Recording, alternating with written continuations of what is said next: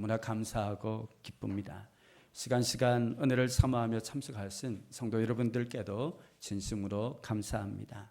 하나님께서 오늘도 여러분의 삶에 복을 주시고 때마다 일마다 은혜와 평강 주시기를 예수 이름으로 축복합니다.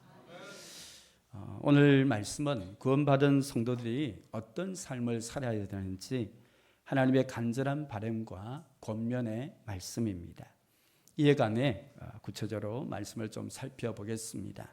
먼저 1절 말씀 화면에 있는 내용 우리 함께 읽겠습니다. 시온이여 깰지어다 깰지어다 내 힘을 낼 거룩한 성 예루살렘이여 내 아름다운 옷을 입을지어다. 아멘. 시온이여 거룩한 성 예루살렘이여. 하나님의 백성 이스라엘을 부르는 호칭입니다. 그들은 하나님을 떠나 불신앙과 불순종의 삶을 살아가므로 하나님의 심판과 징계를 받았습니다. 그 결과 그들은 바벨론에 의해 멸망당하였고 바벨론에서 지금 포로 생활을 하고 있습니다. 그럼에도 불구하고 그들을 향해 하나님께서 거룩한 성 예루살렘이라고 말씀하십니다. 그들의 현실은 죄로 말미암아 하나님의 심판과 징계를 받았습니다. 그로 인해 지금 포로 생활이라는 억압과 고통을 받고 있습니다. 거룩한 성이라고 불릴 만한 형편이 아니었습니다. 그런데 하나님께서 그들을 가리켜 거룩한 성 예루살렘이라고 말씀하십니다. 왜 그럴까요? 하나님께서는 지금 이스라엘의 모습을 본 것이 아니라 하나님의 능력과 은혜로 바벨론 포로 생활에서 해방되어 구원받게 될 그 결과 거룩한 성 예루살렘으로 거룩하고 영광된 모습으로 회복될 것을 바라보았기 때문입니다. 하나님께서는 우리의 현재 모습만 보시지 않습니다. 오히려 구원하시는 하나님의 능력과 은혜로 예수 그리스도 안에서 변화될 영광된 모습을 바라보십니다. 하나님께서 99세 된 아브라함을 찾아오셨습니다. 당시 아브라함과 그의 아내 사레는 자녀를 낳을 수 없는 형편이었습니다. 그런데 하나님께서 그에게 아브라함이라는 이름을 주셨습니다. 그에게는 지금 약속의 자녀가 없습니다.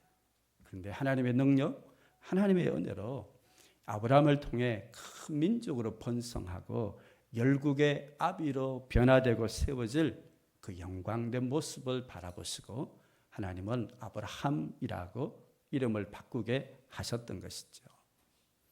예수님께서 처음 베드로를 만났을 때 그에게는 예수님에 대한 믿음이 없었습니다. 하지만 예수님은 그를 향해 장차 개발하 하리라고 말씀했습니다. 그리스도 안에서 베드로가 반석 같은 견고한 믿음의 사람으로 변화되고 세워질 것을 예수님이 바라보셨던 것이죠. 하나님의 능력과 은혜로 바벨론에서 포로 생활하는 이스라엘 백성들이 거룩한 성 예루살렘으로 거룩하고 영광된 모습으로 변화되고 회복되어졌던 것처럼 오늘 우리도 예수 그리스도 안에서 거룩한 하나님의 사람으로 변화되고 세워질 영광된 모습을 하나님께서 우리에게 기대하시는 줄 믿습니다. 이를 위해 하나님께서 요구하시는 것이 있습니다. 먼저 1절 말씀을 보겠습니다. 시온이여. 그 다음 어떤 내용이 나옵니까? 깰지어다 깰지어다 내 힘을 낼지어다. 깰지어다. 눈을 떠다 각성하다. 그런 의미입니다. 하나님께서는 이스라엘 백성들이 눈을 뜨고 영적으로 각성하기를 원하십니다. 왜냐하면 포로 생활이라는 고난과 고통에 매여서 낙심하고 좌절하다 보니 그들의 삶에 함께 하시고 구원을 행하시는 하나님을 그들이 바라보지 못했던 것입니다. 그들에게 깰지어다. 영적인 눈을 뜨고 그들과 함께 하시고 구원하시는 하나님을 바라보라고 촉구하신 것입니다. 앞에는 홍해가 가로막고 뒤에는 애국 군대가 추격해오는 진퇴양난의 위기 가운데 이스라엘 백성들은 왜 우리를 이 광야에서 죽게 하느냐고 하나님을 향해 원망했습니다. 그들에게 모세를 통해서 하나님 주신 참 중요한 말씀이 있습니다. 출애굽기 14장 13절과 14절에 보면 여호와께서 너희를 위하여 행하시는 구원을 보라. 너희를 위해 싸우시는 하나님을 보라고 말씀했습니다. 이스라엘 백성들에게 직면한 문제는 사방으로 에워싸인 위기 상황이 아니었습니다. 오히려 삶의 문제와 위기 상황에 매여서 자기 백성을 위하여 싸우시고 능히 구원하시는 하나님을 바라보지 못한 것이 그들의 문제였습니다. 그들에게 영적인 눈을 뜨고 그들을 위해 싸우시고 구원하시는 하나님을 볼 것을 촉구했던 것이죠. 생활의 염려에 매여 살아가는 사람들에게 예수님께서 공중 나는 새를 보라, 들에 핀 백합화를 보라고 말씀했습니다. 염려에 매여서 세상 만물을 창조하시고 그 모든 것을 다스리시는 크고 위대하신 하나님을 잊고 살아가는 인생들에게 너희 영적인 눈을 떠서 우리의 모든 필요를 아시고 때를 따라 모든 것을 공급해 주시는 크고 위대하신 하나님을 보라고 예수님께서 말씀하셨던 것입니다. 구원받은 성도들이 삶에서 만나는 수많은 고난과 어려움에도 불구하고 믿음의 선한 싸움을 싸우고 믿음의 경주를 끝까지 달려가기 위해서 히브리서는 이렇게 권면합니다. 믿음의 주에 온전케 하시는 예수를 바라보자. 우리의 시선이 우리 앞에 만나는 문제와 고난과 고통에 매이는 것이 아니라 우리의 눈을 들어 예수를 바라보라고 합니다. 왜냐하면 성경이 이렇게 말합니다. 그는 십자가를 참으사 하나님 보좌 우편에 앉으셨다고 말씀합니다. 무슨 내용이죠? 예수님께서 십자가라는 고난을 이기시고 승리하셨다는 것입니다. 승리하신 예수님이 오늘 우리를 향해 말씀합니다. 세상에서는 너희가 환난을 당하나 담대하라. 내가 세상을 이기었노라.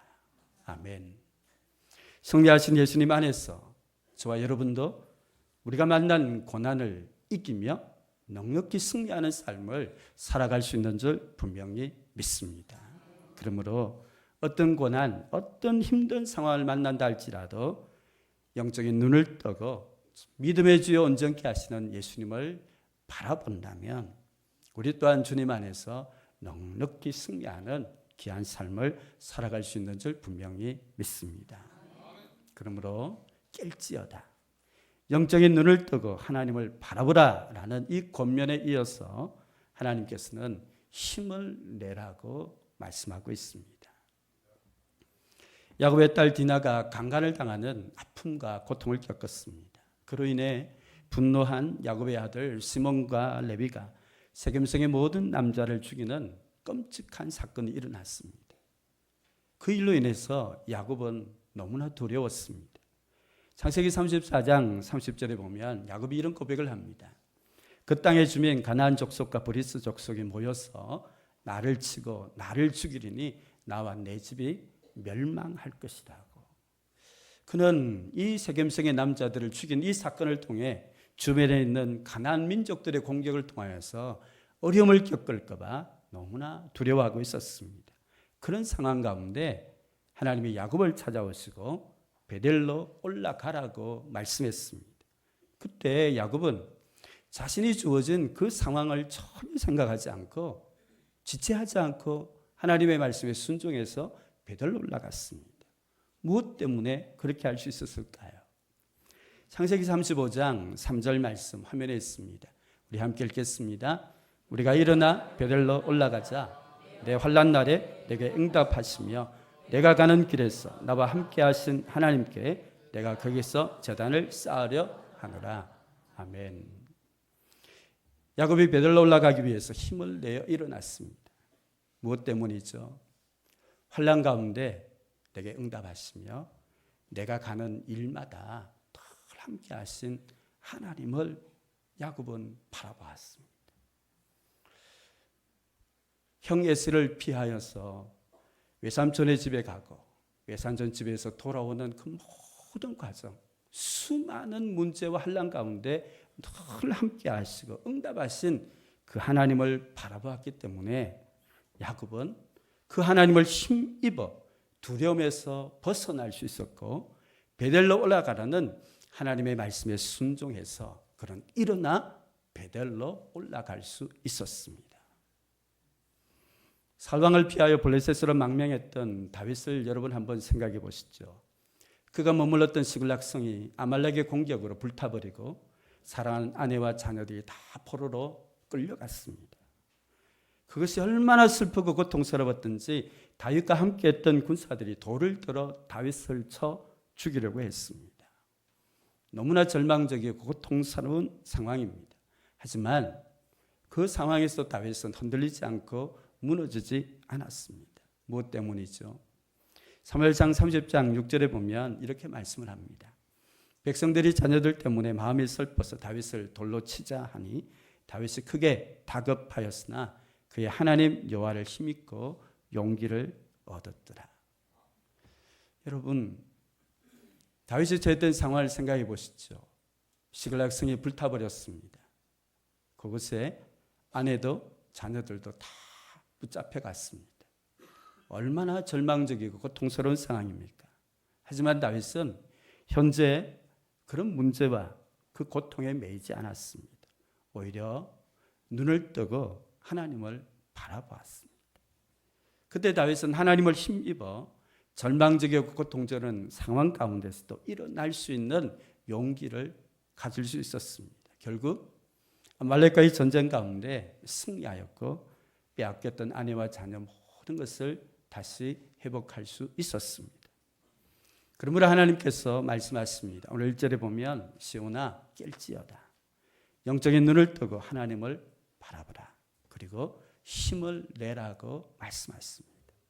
하나님을 힘입어 삶의 문제와 고통에서 일어날 수 있는 힘과 용기를 가지라고 우리에게 말씀합니다. 이에 관해 이사야서 40장 31절 말씀 우리 같이 한번 읽어보기를 원합니다.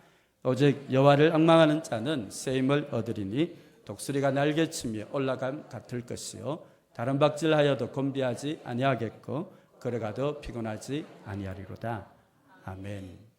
오직 여호와를 앙망하는 자, 눈을 들어 하나님을 바라보고 하나님을 의지하는 자에게 하나님이 새 힘, 은혜를 부어주십니다. 그럴 때 독수리가 날개치며 올라간 같은 강건한 삶을 다른 박질해도 곤비치 않고 걸어가도 피곤치 않는 이런 삶을 우리가 살아갈 수 있는 줄 분명히 믿습니다.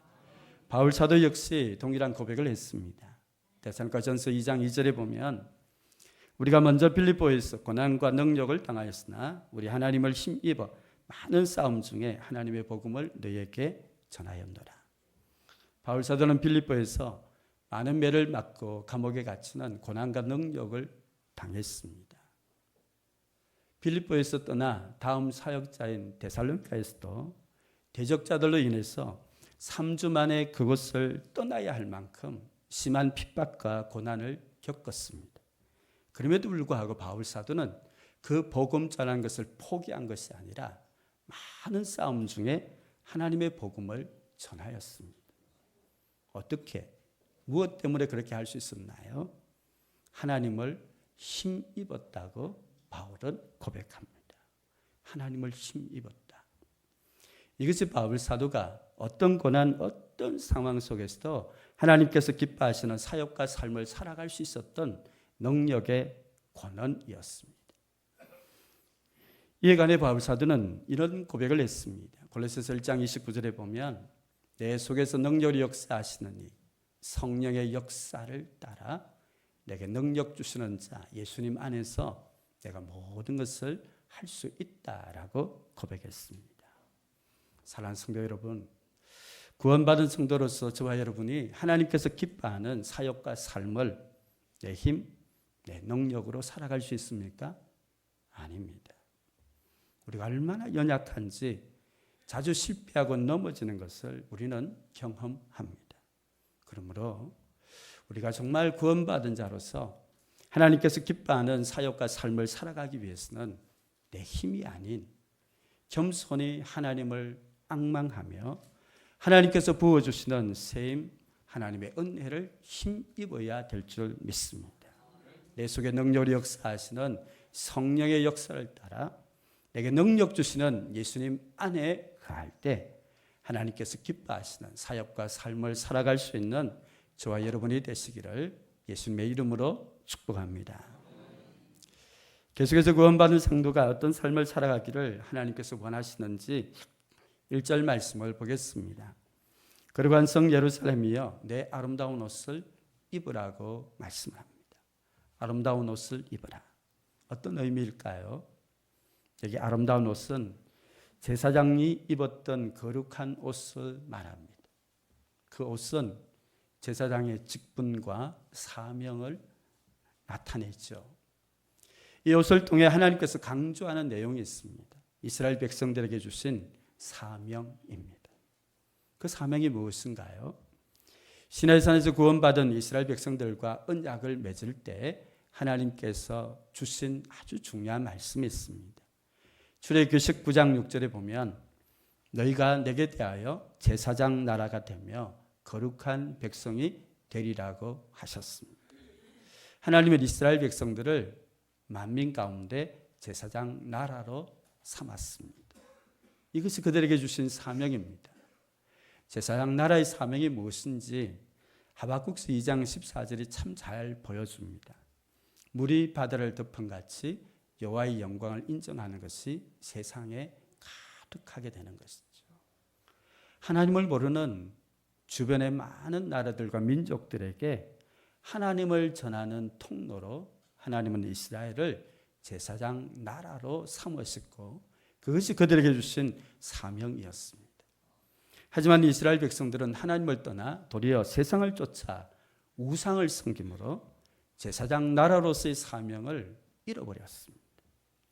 그래서 마치 맛을 잃어버린 소금이 거리에 버려져 사람들에게 짓밟히듯이 그들은 바벨론에 의해 멸망을 당하였고 포로 생활의 억압과 고통을 겪는 하나님의 심판과 징계를 받게 된 것입니다. 이제 하나님의 능력과 은혜로 거룩한 성 예루살렘으로 그들이 회복될 이스라엘 백성들에게 하나님께서 말씀하십니다. 내 아름다운 옷을 입어라. 하나님을 떠나 세상을 쫓음으로 잃어버렸던 거룩한 제사장 나라로서의 이 사명을 회복할 것을 말씀하신 것입니다. 예수를 믿음으로 우리는 새로운 피조물로 바뀌었습니다. 거룩한 신분, 사명으로 변화되었습니다. 이에 관해 베드로전서 2장 9절은 이렇게 말씀을 합니다. 너희는 택하신 족속이요 왕같은 제사장들이요 거룩한 나라요 그의 소유된 백성이라고 말씀합니다. 맞습니다. 저 여러분은 예수님 안에서 하나님의 택함을 받은 하늘에 속한 족속이 되었습니다.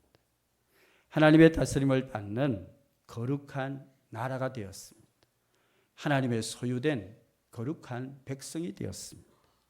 우리의 신분만 바뀌어진 것이 아니라 그 신분에 합당한 사명을 하나님 우리에게 주셨습니다. 그 사명이 왕같은 제사장입니다. 하나님을 모르는 자들에게 예수 그리스도 하나님을 전하는 통로로 우리를 삼으신 것이죠. 이에 관해 예수님께서 너희는 세상의 소금, 세상의 빛이라고 말씀했습니다. 마태복음 5장 16절 말씀 우리 함께 읽도록 하겠습니다. 너희 빛이 사람 앞에 비치게 하여 그들로 너희 착한 행실을 보고 하늘에 계신 너희 아버지께 영광을 돌리게 하라. 아멘. 너희 빛, 너희 착한 행실 무엇을 말하나요? 세상과 구별된 거룩한 삶을 말합니다. 하나님의 말씀을 따라 하나님의 뜻을 따라 살아가는 삶입니다. 그 삶을 통해 세상 사람들에게 하나님이 예수님이 전거될 수 있습니다. 그 결과 불신자들이 성도의 거룩한 삶을 통해 하나님을 발견하게 되고 하나님을 인정하고 하나님께 영광을 돌리게 되는 것입니다. 그러므로 하나님께서 말씀하십니다. 아름다운 옷을 입어라. 하나님을 떠나 세상을 쫓음으로 잃어버렸던 왕같은 제사장으로서 세상의 소금과 빛된 거룩한 사명을 회복할 것을 하나님께서 원하십니다.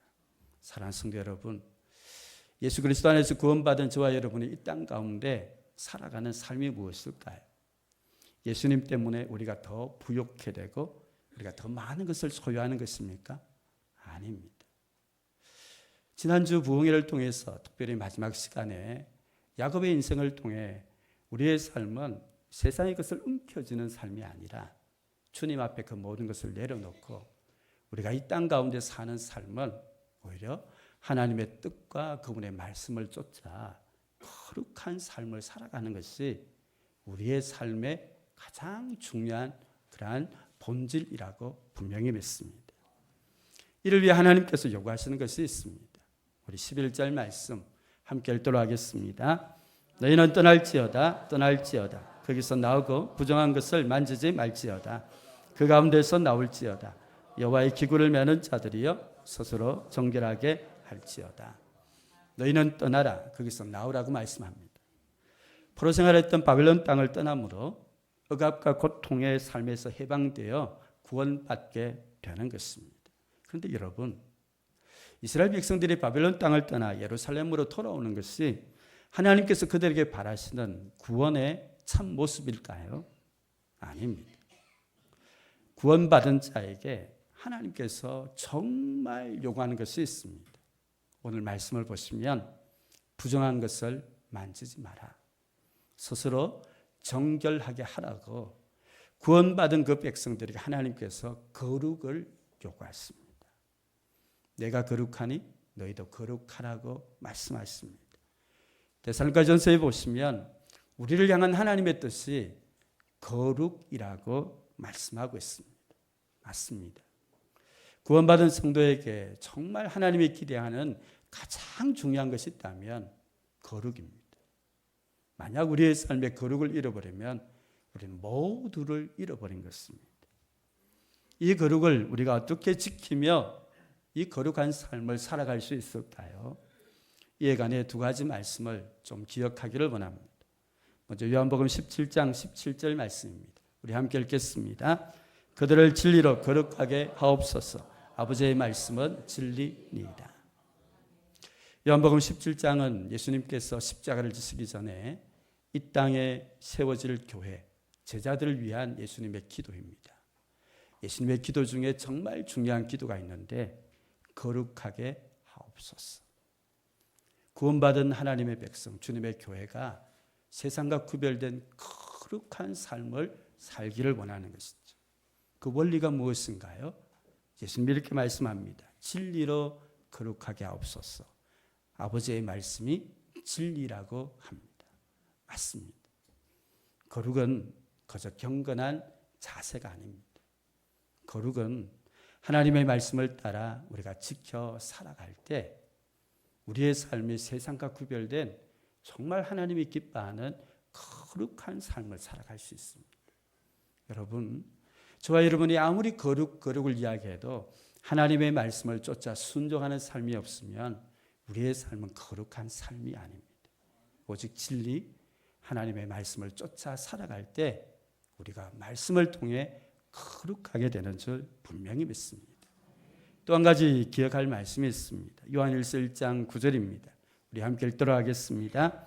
만일 우리가 우리 죄를 자백하면 그는 미쁘시고 의로우사 우리 죄를 사하시며 우리를 모든 불의에서 깨끗하게 하실 것이요. 아멘. 거룩한 삶을 살아감에 있어서 우리가 늘 조심하고 경계해야 될 게 있습니다. 죄입니다. 이 죄라는 부분을 우리가 늘 조심하고 경계하지 않고 이 죄를 허용하게 되면 우리는 죄로 더럽혀져서 이 거룩을 잃어버리고 맙니다. 그런데 우리의 삶을 가만히 보면 이 죄성 때문에 자주 넘어지는 모습을 볼 수 있습니다. 이런 우리의 연약함을 아시고 우리로 하여금 이 죄 문제를 해결하고 거룩한 삶을 살아갈 수 있는 길을 우리에게 주셨습니다. 그것은 바로 예수 그리스도의 십자가, 그분의 보혈로 우리가 죄사함을 받는 은혜입니다. 우리가 어떤 죄를 범했든 그래서 이 거룩이 우리의 삶에 무너졌을 때 하나님 앞에 나아가 우리의 죄를 자백하고 회개하면 미쁘시고 의로우신 하나님께서 우리의 죄, 우리의 모든 부분을 깨끗하게 해주십니다.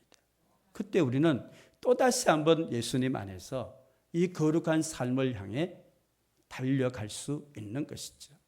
그런데 이 죄에 대해서 깨어서 경계하고 우리의 삶을 돌아보지 아니하면, 죄에 대해서 우리의 마음을 노출하게 되면 우리는 이 거룩한 삶을 살아갈 수 없습니다.